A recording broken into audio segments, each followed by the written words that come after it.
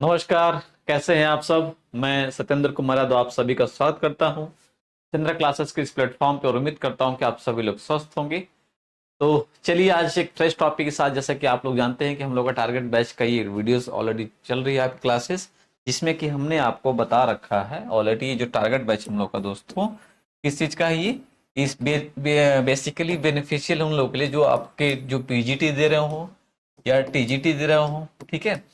और इसके अलावा अगर आप जहां भी जीएस का जो पोर्शन आता है, जैसे एलटी ग्रेड में हुआ जो जीएस का पोर्शन आता है, ठीक है, एंड अदर एग्जाम्स के लिए भी ये आपकी आपको बहुत ज़्यादा, अदर एग्जाम्स में भी आपको बहुत ज़्यादा ये हेल्पफुल होगा। तो आज एक फ्रेश टॉपिक है और आपको बैच से संबंधित जो भी इंक्वायरी चाहिए आप लोग यहाँ के कॉन्टेक्ट नंबर से कॉल कर सकते हैं। ये बिल्कुल फ्रेश बैच है, नया बैच है, नई सिरे से चल रहा है तो आप इसको ज्वाइन कर सकते हैं। एटलीस्ट कम से कम आप लोग डेमो लेके ही ज्वाइन करें। तो आज हम बात करते हैं वायुमंडल के अर्थात एटमॉस्फेयर की बात करते हैं, ठीक है। तो आप हम सभी लोग जानते हैं, बचपन से इस चीज को पढ़ा जाता है कि जो भी पृथ्वी के चारों तरफ जो एक सराउंडिंग, चारों तरफ से जो घेरा बना हुआ है, एक गैसों का जो घेरा बना हुआ है, उसे हम लोग वायुमंडल के संज्ञा देते हैं। अब बात ये निकल के आती है कि उसमें भी वायुमंडल की अगर हम बात करते हैं तो इसमें भी हमारे जो, अगर प्रश्न यहाँ से ये पूछे कि वायुमंडल के संगठन में किन किन गैसों का मुख्यतः योगदान है, कौन कौन सी गैसें आती हैं, तो बेसिकली अगर मैं आपको बताना चाहूँ तो लगभग 8 या 8 से अधिक लगभग, ऐसा तो बहुत सारी गैसेस हैं बट मुख्य रूप से 8 गैसेस जो हैं मुख्यतः पाई जाती हैं, जिसमें नाइट्रोजन सबसे ज्यादा लगभग आपका 78%, ऑक्सीजन आपका लगभग 21%। यानी कि अगर हम बात करें, अगर हम मैंने अगर आपको बात बताया यहाँ पे, अगर नाइट्रोजन की बात करें तो नाइट्रोजन आपके कितना परसेंट दोस्तों, लगभग 78%। ऑक्सीजन की बात करें तो ऑक्सीजन आपका कितना परसेंट, ऑक्सीजन आपका लगभग 21%। अगर इन दोनों गैसेस को ही मिला दिया जाए, अगर इन दोनों गैसेस को ही मिला दिया जाए तो आप देखेंगे कि 99% तो 99% जो वायुमंडल जो कवर करती हैं, ठीक है, ये मुख्य रूप से दो गैसेस करती हैं, जिसमें कि मैंने आपको बता रखा है कौन कौन सी, आपकी नाइट्रोजन और ऑक्सीजन। बट इसके अलावा और भी गैसेस पाई जाती हैं, उनकी भी हम चर्चा करेंगे। पहले हम बात करते हैं कि वायुमंडल है क्या, एक परिभाषा के रूप में थोड़ा बहुत आप लिखिए, क्योंकि नोट्स बनाना बहुत ही जरूरी है आप सभी के लिए, तो नोट्स पे भी आप लोग थोड़ा थोड़ा काम करें। तो आप लोग लिखे जा रहे हैं यहाँ पे, पृथ्वी के चारों ओर, नोट करिए मैं बोल रहा हूं आप लोग को, पृथ्वी के चारों ओर,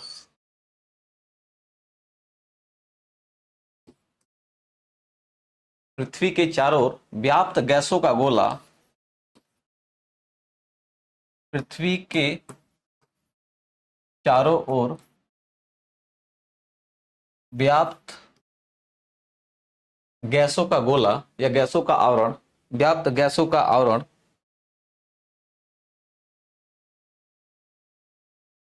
व्याप्त गैसों का आवरण जो जो पृथ्वी को चारों तरफ से ढका हुआ है या घेरा हुआ है, जो पृथ्वी को चारों तरफ से घेरा हुआ है,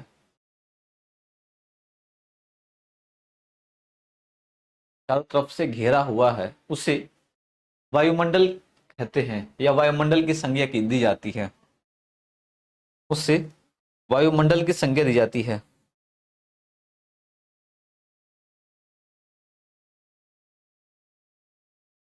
संज्ञा दी जाती है। उसी के आगे लिखिए, अभी ये पॉइंट जो मैं बोल रहा हूं ये बहुत इंपॉर्टेंट है, उसके आगे लिखिए, ऐसा इसीलिए हो पाता है क्योंकि,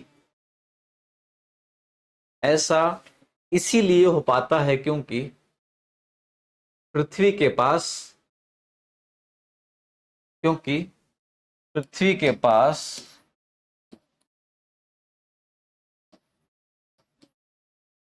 गुरुत्वाकर्षण बल है,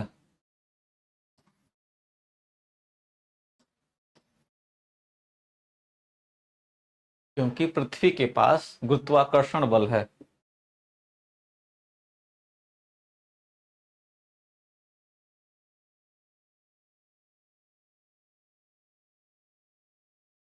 गुरुत्वाकर्षण बल है।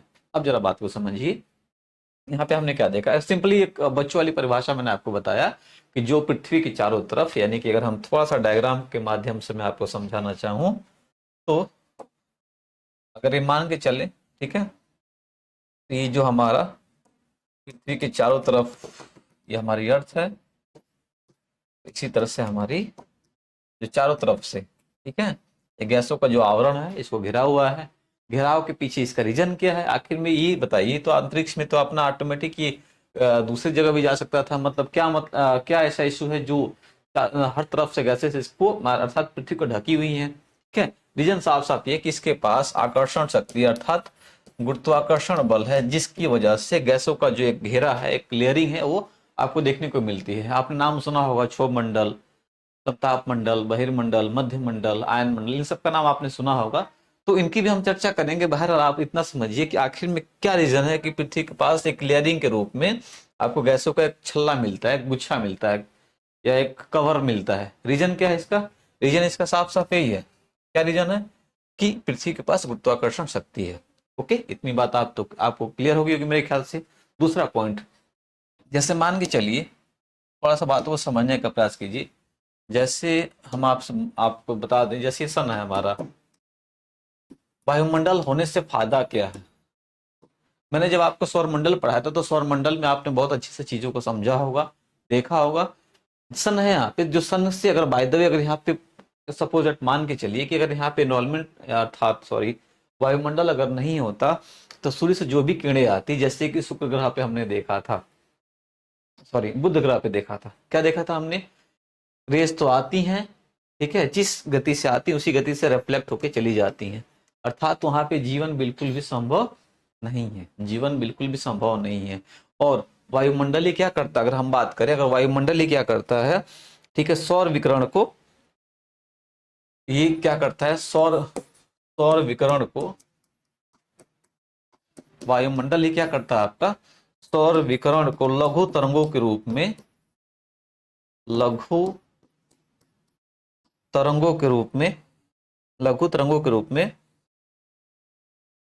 लघु तरंगों को के रूप में आप देखें तो पृथ्वी तक आने देता है, पृथ्वी तक आने देता है। क्या बात को आप समझे? फिर से बता रहा हूं, अगर बाय द वे ये वायुमंडल नहीं होता, जरा बात को समझिए, वायुमंडल नहीं होता है पृथ्वी पे तो क्या पे जीवन पॉसिबल होता है? बिल्कुल भी नहीं होता।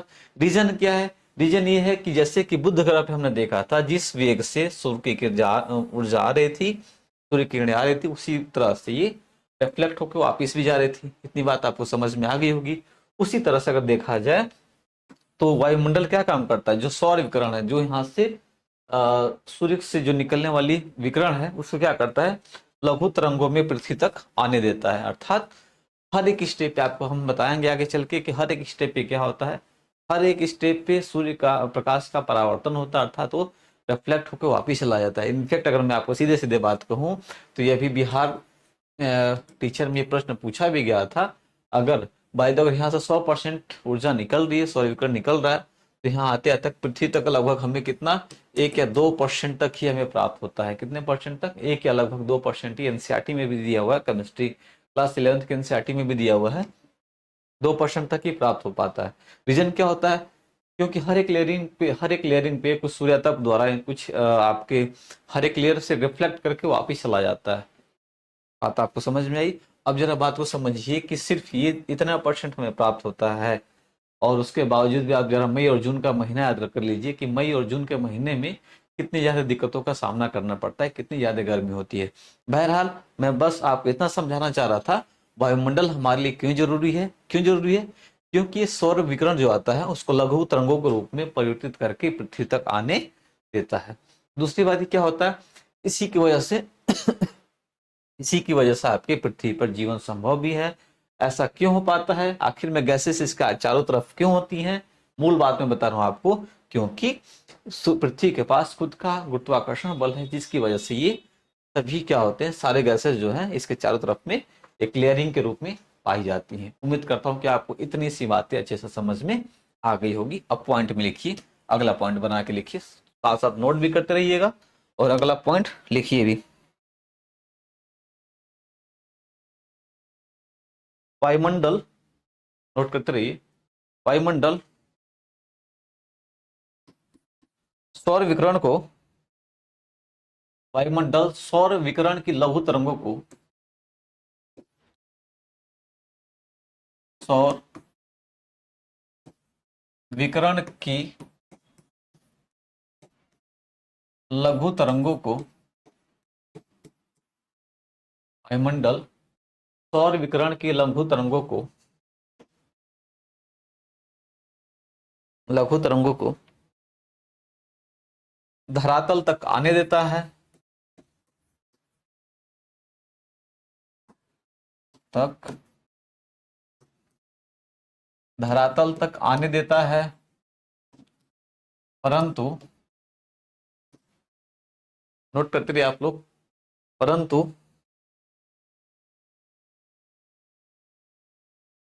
पार्थिव विकिरण की दीर्घ तरंगों के लिए, पार्थिव विकिरण की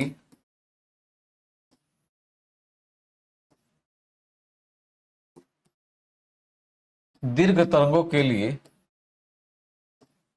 पार्थिव विकिरण की दीर्घ तरंगों के लिए, दीर्घ तरंगों के लिए अवरोधक,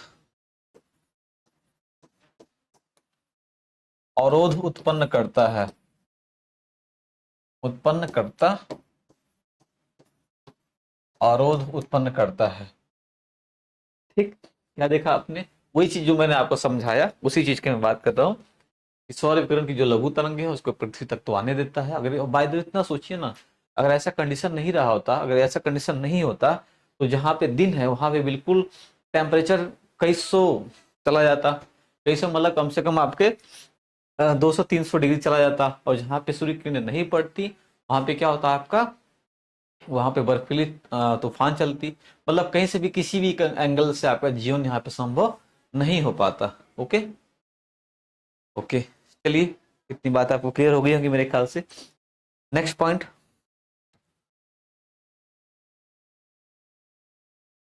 इतना हो गया। नेक्स्ट पॉइंट लिखिए इसमें,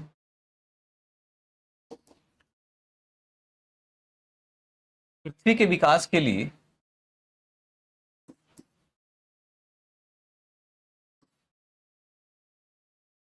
नेक्स्ट पॉइंट लिखिए,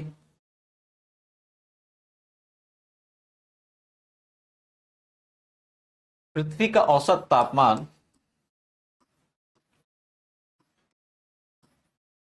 पृथ्वी का औसत तापमान 15 डिग्री सेल्सियस, पृथ्वी का औसत तापमान 15 डिग्री सेल्सियस, उम्मीद करता हूं कि आपको दिख रहा होगा। बाय द वे मैं 15 डिग्री सेल्सियस आंका गया है।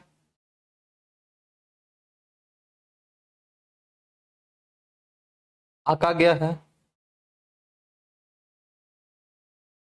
आंका गया है। यह तापमान पृथ्वी पर, यह तापमान पृथ्वी पर जीवमंडल के विकास के लिए, पृथ्वी पर जीवमंडल के विकास के लिए, या जीवमंडल के विकास का आधार है।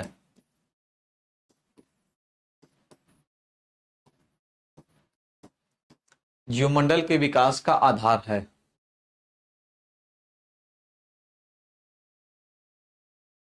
जीवमंडल के विकास का आधार, ये प्रश्न बहुत इंपॉर्टेंट बनता है कि आखिर में पृथ्वी पर, ये जो मैंने आपको 15 डिग्री सेल्सियस लिखा है ना, ये एक्चुअल में आप इस समय क्या किसकी बात करते हैं? आप लोग जानते हैं कि कभी कभी गर्मी बहुत ज्यादा पड़ रही है, लेकिन ये वर्तमान में कितना है दोस्तों? ये वर्तमान में जो हमने 15 डिग्री सेल्सियस, जब आपकी प्रथम औद्योगिक क्रांति हुई थी 15, आपको थोड़ा सा मैं डिटेल इसके बारे में कहानी बता दूं ताकि आपको और अच्छे से क्लियर हो जाए।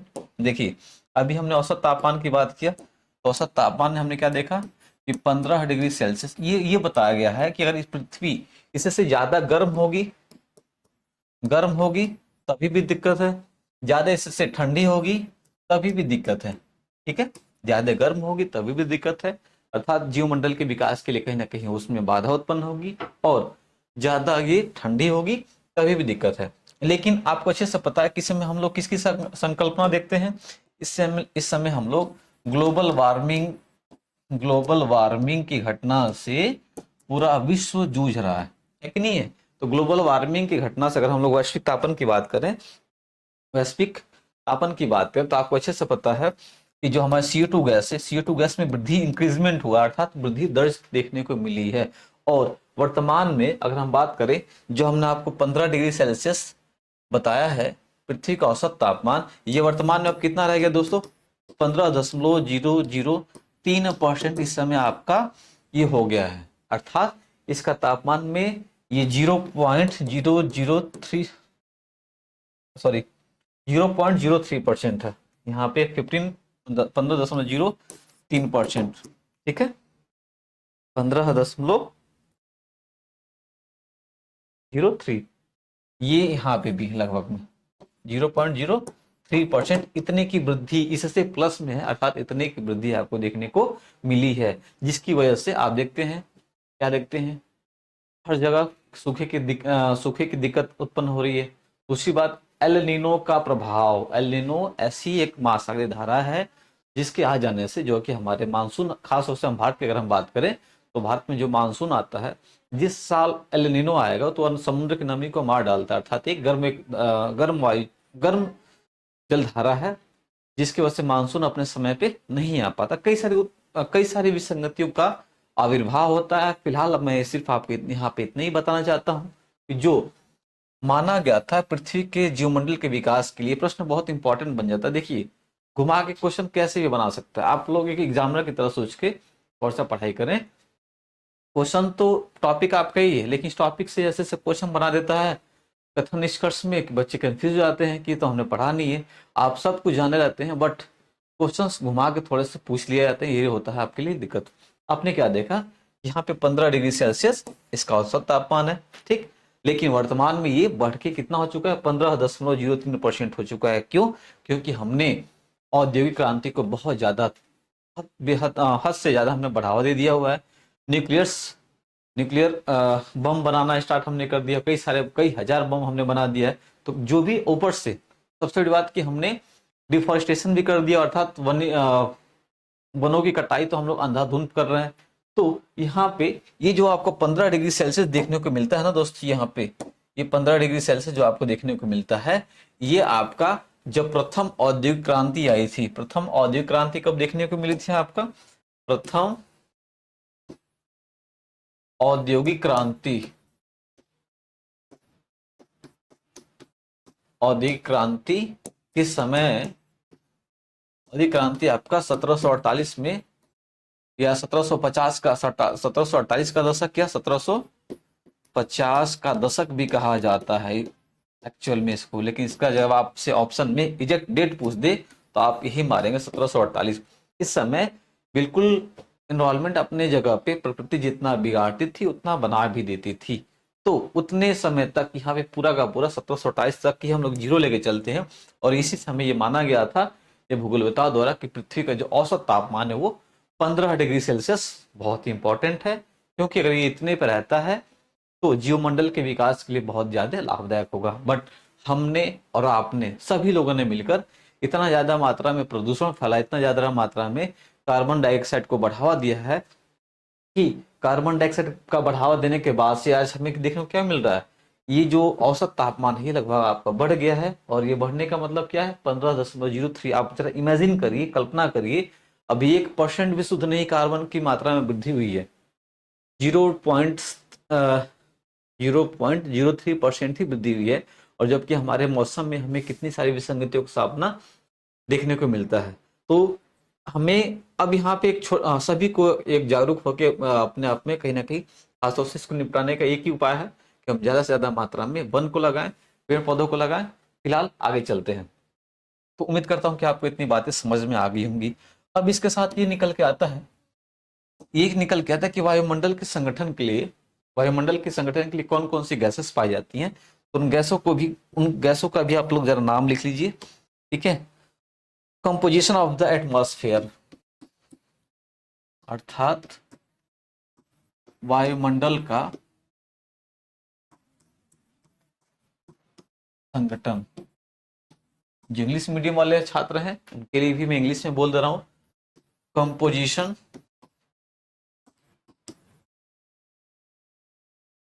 Composition of the atmosphere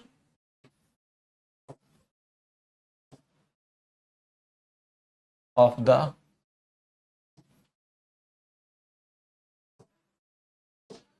composition of the atmosphere, ठीक है, अर्थात वायुमंडल का संगठन। अब इसमें हम बात करेंगे कि वायुमंडल के संगठन में कौन कौन सी गैसेस आपके लिए विद्यमान है। चलिए पहली गैस का नाम लिखते हैं हम लोग। पहली गैस का नाम क्या था आपका? नाइट्रोजन। जैसे कि मैंने आपको स्टार्ट में ही बता दिया था कि नाइट्रोजन की मात्रा कितनी परसेंट है आपका? 78% है। दूसरे की बात करते हैं हम लोग, ऑक्सीजन की बात करते हैं। आप लोग मेरे साथ साथ नोट डाउन भी करते रहिए। ऑक्सीजन की अगर हम बात करेंगे तो ऑक्सीजन कितना परसेंट आपका? 21% है। 21%। इसके कभी कभी ये शॉर्ट नेम भी पूछ देता है, तो ये आपका N2, ये आपका O2, ठीक है। उसके बाद तीसरे नंबर की हम बात करें तो आर्गन। आर्गन अर्थात ब्रैकेट में AR इसका कोड होता है, और ये आपको कितने मिलते हैं? 0.93% आपको देखने को मिलती है। कितना? 0 AR है यहाँ पे, शायद आप लोग को क्लियर नहीं दिख रहा होगा। AR आर्गन, ठीक है, 0.93%। और चौथे नंबर पे आपको देखने को मिलती है CO2। CO2 अर्थात कार्बन डाइऑक्साइड, और ये आपकी मात्रा कितनी देखने को मिलती है दोस्तों? 0.03%, लगभग में 36 भी है कहीं कहीं पे कुछ किताबों में, लेकिन मोस्टली आपको ये देखने को मिलता है। ये जो भी हैं, जितनी गैसेस मैंने आपको बताया, ये कहीं ना कहीं ये आपको क्षोभ मंडल के आसपास ही देखने को मिलेंगी। क्षोभ मंडल के आसपास, क्षोभ मंडल से समताप मंडल तक की, अर्थात कहीं ना कहीं ये हमारे वायुमंडल के सबसे जो नजदीकी लेयर होती है उसमें ये देखने को मिलती है। अर्थात मतलब सीधे सीधे हम बात करें कि इनको हम लोग भारी गैसेस भी कहते हैं। क्या कहते हैं? इन चारों को हम लोग भारी गैस कहते हैं। ओके, यहाँ से भी प्रश्न पूछे जाते हैं कि कौन सी गैस भारी है, कौन सी हल्की है। तो सिंपल सी बात है भाई, जो भारी रहेगा वो आपके वायुमंडल के पास में ही रहेगा, अर्थात निचली लेयर के पास में होगा। जो गैस जितनी हल्की होगी उतनी उतनी ज्यादा मात्रा में वो ऊपर भी होगी, ठीक है। तो इतनी बातें, मुझे लगता है कि आपको इतनी बातें आपको क्लियरिटी के साथ समझ में आ गया होगा। फटाफट नोट करिए, उसके बाद हम लोग आगे चलते हैं। उम्मीद करता हूँ कि आपको यहाँ तक तो कोई दिक्कत रहा होगा नहीं, जब जो भी मैंने अभी तक आपको बताया। इन सभी गैसेस के बारे में हम लिखेंगे, आपको लिखवाएंगे, एक एक दो लाइन सबके बारे में इंट्रोड्यूस कराएंगे, क्योंकि हम लोग TGT PGT दे रहे हैं। अगर मैं SSC या वनडे क्लास में रहता तो शायद इसको इग्नोर कर देता, बट हमें यहाँ एक छोटी छोटी जानकारी भी आपको लेके चलनी है, जिससे कि आपका बेसिक कंसेप्ट बहुत ही मजबूत हो जाए। तो चलिए, 4 गैसेस हमने देख लिया, 5वीं की बात करते हैं। ये कैसी गैसेस थी? तो भारी गैसेस थी। नेक्स्ट 5 की बात करते हैं दोस्तों, तो नियोन। नियोन, नियोन आपका Ne क्या हो जाएगा दोस्तों? ये नियोन आपका Ne, और 0.002% ये हमारी भागीदारी सुनिश्चित करती है वायुमंडल के संगठन में। ओके, छठवें पे बात करते हैं हीलियम।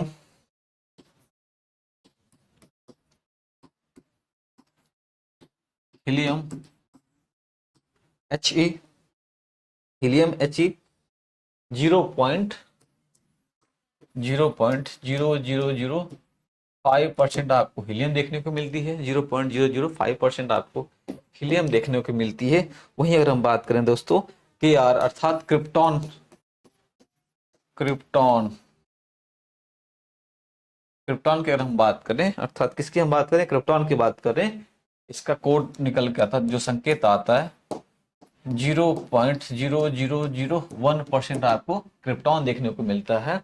और वहीं एक आखिरी गैस ले लें, अगर इसकी एक आखिरी गैस ले लें, जिसको हम बात करते हैं किसको?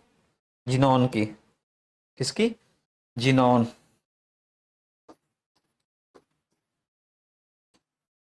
जिनॉन, ठीक है, X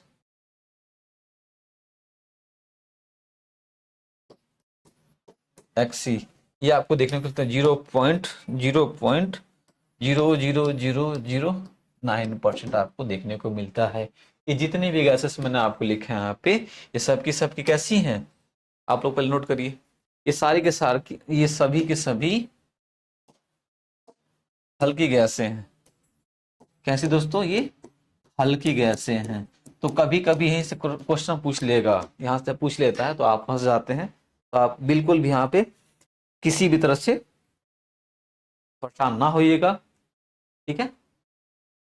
लिखिए जल्दी से इसको, तब हम लोग आगे बढ़ते हैं।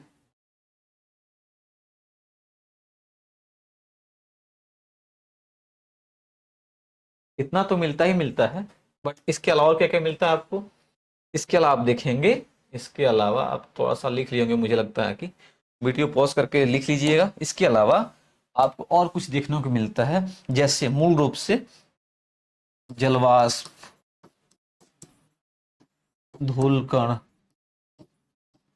धूलकण, ठीक है। इन सब की भी बहुत ज्यादा मात्रा में बहुलता पाई जाती है आपके एटमॉस्फेयर में। एग्जाम्पल के तौर पे आप दिल्ली का इस समय वातावरण ले लीजिए, स्मॉग, इसमें कितना ज्यादा मात्रा में स्मोक फैला हुआ दिल्ली में, अर्थात सांस लेना भी वहां पे कठिन हो गया है। तो आप उस मैटर की भी आप निकाल सकते हैं, आप वहां से देख सकते हैं। तो हमने क्या देखा, हल्की गैसेस देख लिया, हल्की गैसेस देखने के बाद भारी गैसेस भी देख लिए। ये जो आपको 5 जो डिफरेंट कलर्स हमने लिखा दोस्तों, ये इसके अलावा हाइड्रोजन भी पाया जाता है बहुत कम मात्रा में, बट ये 4 आपकी मुख्य रूप से हल्की गैसेस जो कि आपके परीक्षाएं पूछी जाती हैं, और ये जो 4 आपकी भारी गैसेस हैं जो कि आपके ये भी एग्जाम्स के पॉइंट ऑफ व्यू से इंपॉर्टेंट है। एक चीज और मैं बता दूं, ये जो लगभग अगर हम बात करें, जैसे कि अगर हम यहाँ पे चर्चा करें, तो ये 78% और 21%, आप जरा कलर में चेंज कर दे रहा हूँ, ये जो लगभग ये 99% गैसें हैं, 99% गैसें जो हैं वायुमंडल के अर्थात पृथ्वी से 32 किलोमीटर की ऊंचाई पर ही मिल जाती हैं। ये बहुत इंटरेस्टिंग पॉइंट है, 32 किलोमीटर की ऊंचाई पर ही मिल जाती हैं। बात आपको समझ में आई, ये भी आप लोग नोट कर लीजिएगा। क्यों, क्योंकि सबसे ज्यादा मात्रा में गैसेस वायुमंडल के स्थल भाग पे अर्थात जो क्षोभ मंडल है, जो सबसे निचला लेयर है, कौन सी पाई जाती है, हमारा नाइट्रोजन मिलता है। सेकंड नंबर पे आपका ऑक्सीजन है, 20.89%, लेकिन राउंड फिगर मैंने यहाँ पे, राउंड फिगर में मैंने क्या लिया यहाँ पे 21% ले लिया है। अब तो एग्जाम्स में आपको राउंड फिगर नहीं दे रहा है, एग्जैक्ट एग्जैक्ट पूछ रहा है, तो इस बात पे भी आप लोग थोड़ा सा ध्यान देंगे। कल के वीडियो में हम लोग इन सब के बारे में डीपली हम पढ़ाएंगे, नाइट्रोजन की क्या आवश्यकता है, क्या क्या कार्य है इसके, हर एक गैस के बारे में हम लोग कुछ ना कुछ देखेंगे। आज की वीडियो में सिर्फ इतना ही, आज के लेक्चर में इतना ही। उम्मीद करता हूँ कि आपको आज का लेक्चर बहुत समझ में आया होगा। ऐसी क्लास में बने रहिए, और आज के लिए सिर्फ इतना ही। नमस्कार, थैंक यू।